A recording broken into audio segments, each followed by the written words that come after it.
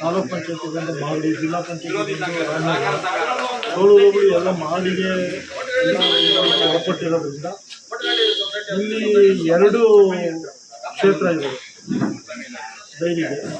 ಹಂಗಾಗಿ ಒಂದು ಕ್ಷೇತ್ರವನ್ನು ಈ ಸಾರಿ ಸೋಲೂರು ಹೋಬಳಿಗೆ ಕೊಡಬೇಕು ಅಂತ ನಾವು ಆಗ್ರಹಿಸ್ತೀವಿ.